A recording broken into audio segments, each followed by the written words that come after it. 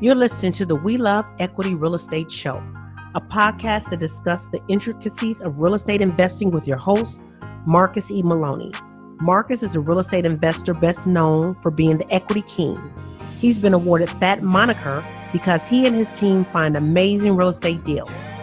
He will be talking with investors who have done some transformational things in the real estate industry. They'll discuss their process, their strategies, and how their investments transform their lives and the communities they invest in. We welcome you to the We Love Equity Real Estate Show.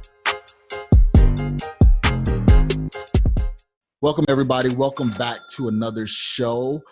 This is Marcus Maloney, and this week we're going to do something a little bit different. Normally, I'm the host, and I interview tons of exciting guests that are real estate investors and business entrepreneurs. Well, this week, just so you guys can get to know me a little bit better, my wife has decided to interview me. So she's going to be the host and I am going to be the guest. So you guys can know a little bit about my background and a little bit about who I am and my investor identity. So let's step on in this week. The host is my wife, Stephanie Maloney, and let's invite her in to welcome us this week to this week's show. Hi, everyone. Thank you, Marcus. Thank you for allowing me to interview you just so that your audience can know a little bit more about you and the person that they're listening to on a regular. I want to dive right in by asking, who is Marcus Maloney? Well, that's a loaded question. But here, I'll try and give you the best answer that I can. Well, Marcus Maloney, I am a full-time real estate investor. I live here in Phoenix, but I invest in multiple markets. In case you didn't know, I am a high school dropout. I dropped out my senior year about 2 months before graduating. And the reason why I did that is because I felt that I didn't have enough credits in order to walk with my class. So to save myself from the embarrassment, I dropped out. And before my graduating class could graduate and walk the stage, I went and got my GED and completed my GED before my graduating class even walked the stage. It wasn't because I wasn't smart enough, but it was really because the content and the things that was being taught in school really didn't appeal to me. I was more of an entrepreneur, always had that ingrained in me. So I really didn't understand the importance of knowing volcanic magma and knowing why, latitude and longitude and everything like that. But really, to make a long story short, although I didn't graduate from high school, I did take the traditional approach and I went and got me a 4-year degree, a bachelor's in criminal justice, and then finally went on and got me received my MBA from Olivet Nazarene University. So I went non-traditional and then went traditional because I always felt that the traditional route was the route that I thought I needed to take in order to be successful. But that's just to let you know that everybody's path is different. So thank God for my non-traditional approach, to becoming successful. Very good. I'm glad that you expanded on that because it's a lot of people that need to hear that, to know that it's not always what they think, but just everybody has a different route, a different direction to go to. And so that was a very enlightening story. Thank you for that, Marcus. For those who know a little bit more about you, who've read your bio, they talk, or you've talked before about a story about piggies or piglets in your bio. Can you let the audience know just a little bit of what you're referring to, what that means? Tell us. Well, that's an intriguing story. And honestly, growing up about 45 minutes south of Chicago, although Chicago is a major metro, we grew up about 45 minutes south of Chicago in Kankakee County. And in that county, it is urban and rural. We grew up in a somewhat rural area. My grandparents and parents were from the Chicago metro area, but my grandfather wanted to take a different I guess he was from the South, so he wanted to go back to his country roots, I guess. And he taught us about investing in a very odd way. So normally when kids go back to school, after summer break, their parents take them school clothes shopping. Well, with us, we had to earn those school clothes. So during the spring, because he was a farmer, he would take us to the livestock auction and we had to buy a piglet. And we could buy those piglets for 10, 15, 20 bucks. And then by the end of the summer, we would have to take that once piglet, which is now almost a grown pig, to the auction. So we had to invest our $10, buy the piglet. We would feed them all during the summer to try and get them as fat as we could. And then we would take them back to the auction and sell them. And it was by the pound. So if you bought a piglet at 3 or 4 pounds and then you feed them over the summer and take them back in the fall, they 80, 90, 120 pounds, and you get paid by the pound. That was the way we were able to make money in order to purchase our school clothes. So he taught us investing at an early age with livestock. Mm-hmm. Wow, that is awesome. Awesome. Tell us also about what we would call our aha moments. What started the movement for you, or the moment you knew you wanted to branch into real estate? Well, I'll give you 2 aha moments. One aha moment is really just being an entrepreneur at heart. So that aha moment came really back with the piglet. So I was looking, I was like, wow, you know what? The only thing I had to do was buy this animal, for 10 cent and then, for $10. And then in a few months, I can take it and resell it for 80, 90, $120. So that's no different than real estate. Or investing, period. It's you buy low and then sell high. We just learned it again with livestock. So that was one aha moment that I learned at an early age. And I was probably around 11, 12, wasn't quite 13 yet. Then my second aha moment was when my mother, because she was always an entrepreneur at heart, she was an RN and she was actually a director of RN, making really good money. And she walked off of her job and she purchased a fire damaged house. And this was 25, maybe 30 years ago. And this was before real estate investing, flipping, and all of that was mainstream. And she purchased the property for little, went in, rehabbed it, and naturally, me, my brother, and my cousins were part of the rehab team. We was the demo team. So we saw her buy this fire damaged property for a little bit of nothing, and then rented it out for 3 years, and then sold it and gained a huge profit margin from the sale. So not only did she get all of the rental income, but she also received the cash payout on the end. And she went over that with us and showed us exactly what she did. So that was my second aha moment to really let me know that, hey, you know what? Real estate and investing is exactly where it's at. And that really kind of got me going. Okay. How about you tell us about your first steps? What type of marketing you did to get you your first sale? What did that look like? Paint a picture for us. So moving from the Midwest to Arizona, it was definitely a shift for us. You came out earlier, as you already know, because you had a job lined up, and then I followed with the kids. But the job that I was expecting to receive when I got here was pulled out from up under me. So I had to try and figure out what I was going to do. And then in the meantime, again, that entrepreneurial spirit was deep down inside of me. And, I loved real estate. So the home that we had, and just to share with our listeners, the home that we had back in the Midwest, we rented that property out. We got the little bit of cash flow from it. So that helped sustain us during our transition. And then from there, I had a small little $250 First Premier credit card, and I used that credit card to buy supplies. So I would buy stamps, I would buy paper, pens, and envelopes, and I would write handwritten letters to homeowners, about 20 letters an evening. That was my marketing. I was doing some handwritten direct mail marketing. And I know you guys hear this probably from quite a few other people, but honestly, you have to follow the steps, that other trailblazers done in order to be successful. So I just did that.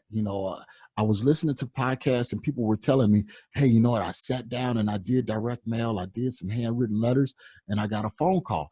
And honest to God, that's exactly what happened to me. Well, lo and behold, I got that phone call. During that time, I was studying, I was reading articles, online about real estate wholesaling, YouTube videos, Bigger Pockets podcast. And I got a call from a seller and she was like, hey, I want to sell.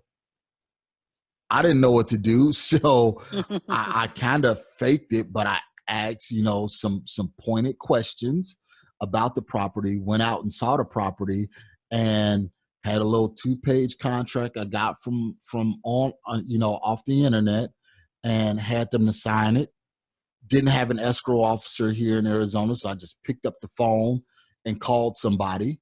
And they were like, yep, we do assignments, bring the contract on in. So lo and behold, I did all of that, to make a long story short, and I did everything wrong. Property was, the ARV on the property was like 175. Naturally, I got it under contract for 175, not knowing, but I had a small little buyer's list. And I got that buyer's list because, I'm a very aggressive and assertive person. So I went to the courthouse steps here in Maricopa County, and I knew that if people were bidding at auctions, paying cash for houses, well, those people have to be cash buyers. So I would go and I would talk to people that was on the courthouse steps and get their business cards and their contact information. And that's how I built up this small little buyer's list. And I emailed that property out to that buyer's list. And someone, gave me a call and told me, hey, I see you're being, assertive, but what you're doing is not right, because this property is worth $175,000 and you're trying to get people to buy it for $180,000. That's not how it works. Come in, let's sit down, let's talk. Let me try and show you how to do it. So that's really kind of how I got started. Okay, that is fascinating. Thank you. What about some pros and cons? What are some tips you would tell people that are just starting about pros and cons to the business? Well, just starting out, I would tell people, just to be patient, be conservative. For one, don't try and be so aggressive.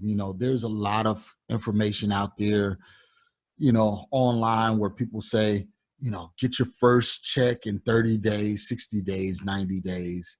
And from there, you'll be a millionaire. Well, lo and behold, that doesn't happen with everyone.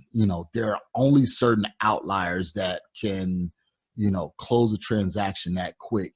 And I would tell people just to be patient, run the course. If you want to be a professional real estate investor, you need to learn the courses, learn the math, learn the science behind real estate investing. Know what's a good deal, know what's not a good deal, how to do a transaction, and that way you'll have a firm foundation. So I would definitely say, be patient, try and find a mentor, but you have to take action. You have to get out there and do some things.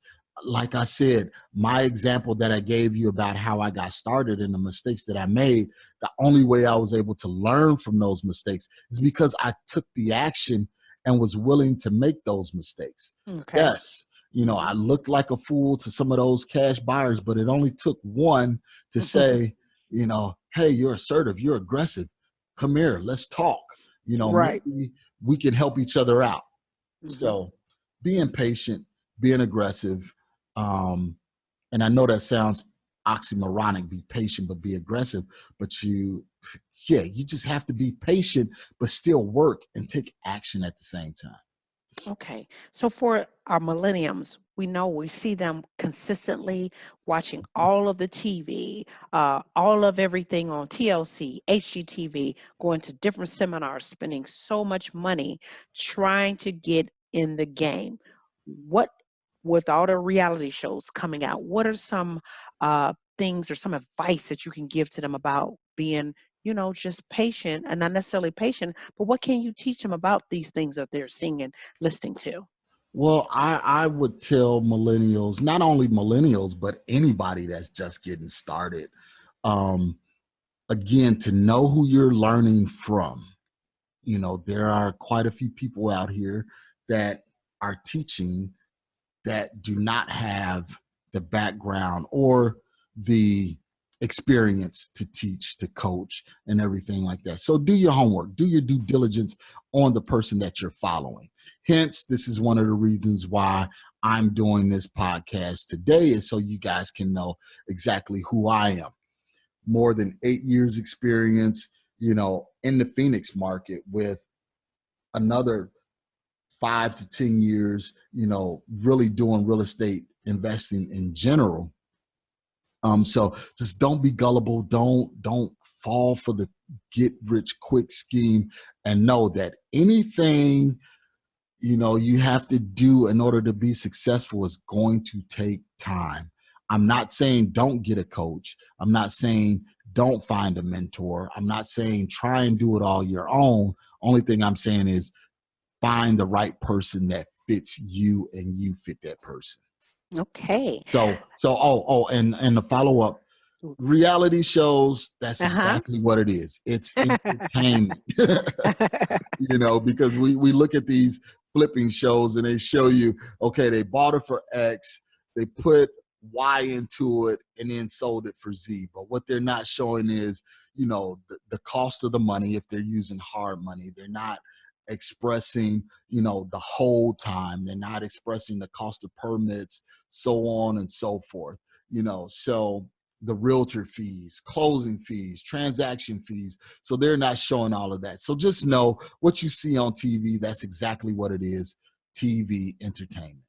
Great. Thank you, Marcus. Thanks for putting that in layman's terms so newbies can know exactly what some things they need to look out for. At this time, though, I want to change it just a little bit. Let's go into something what I would call the hot seat. Ask you a couple of questions. You tell me off the top of your head what comes to your mind the minute I ask the question. Are you up for it? Let's go. Let's go. Okay. What do you believe is your greatest challenge? I believe my greatest challenge is myself. And the reason why I say that is because I'm the type of person that really challenges myself. If I don't complete a transaction, or if a transaction falls through, sometimes I beat myself up about it. I get on my team about it, and I just have to know that, all things work together, for my good. And I just have to be patient and know that, hey, I may not have closed that transaction, but look at all the other transactions that I closed. So basically, don't get too high, don't celebrate too much. And then when things don't go right, don't be too down on myself. All right. Next, what's the latest business book that you've read? Right now, I'm reading Pivot by Jenny Blake. Okay. What drives your ambition? My family, and one thing specific is my father. I saw my father work in the steel mills in Chicago for over 30 years. And when it came for him to retire, he retired. But a few years afterwards, he was diagnosed with ALS. So all those years he worked, he was anticipating, a wonderful retirement where he can go to Central America, to Panama, where he's from, and really relax and retire. But unfortunately, due to the illness, he cannot do that. So my ambition is to try and do as much as I can right now. That way I can retire young enough to enjoy it. All right. And lastly, I just want to ask you if you could think of one thing that you could do over if you had an opportunity of starting over, what would that be? I would probably listen to my coach a lot more. Sometimes I can be stubborn and bullheaded. And when someone tells me, and I think that that idea isn't the right idea, although I was new at doing some things, I didn't listen. So I would probably, if I had to go back over and do it all again, one, I would listen to my coach. And then two, I would find a coach in the area of expertise that I really wanted to be in. My whole goal was multifamily investing, but I started with wholesaling and single families. If I had to do it all over again, I would go straight to someone that I can learn from about multifamily investing. Well, thank you, Marcus. I appreciate you. I'm pretty sure all of the listeners enjoyed this story as well, and all of the questions that you answered, and they were able to get a little bit of more insight about who Marcus Maloney is. And I do appreciate it. Thank you. Well, thank you, Stephanie. Thank you. Thank you. Thank you. And the We Love Equity Real Estate Show family, I just wanted to welcome you into my life and my wife's life. We have been through some challenges. We have been through some struggles, but right now where we are at, we're thank God for where we're at. So again, thank you, Stephanie, for being a wonderful host today. You did an awesome job. Oh, thank you. We Thank may you. have you to do some of these podcasts with me so we can have a joint approach. So again, thank you, everyone. Thank you for a wonderful show, and we look forward to speaking with you next time. Thank you for listening to today's show. I picked up some great actionable items, and I'm sure you did as well. If so, let me know. You can always reach me via social media at facebook.com/MRCS Maloney, Twitter at MRCS Maloney, and of course, IG at MRCS Maloney. You can also always reach me via email at mmaloney@equityri.com. Make sure you reach out to our guests as well. You can always find their contact information in the show notes below. If you have not subscribed already, what are you waiting for? Join the family. And while you're at it, leave us a 5-star review. This is how we tell if we're providing you with what you need for your journey. If there's someone you would like for me to interview, or if there's a subject matter you would like for me to cover, please let me know. Finally, if you're looking for additional information about real estate investing, go to equityrealestateblog.com. Also, youtube.com/Marcus Maloney. Until next time, family, always enjoy the journey.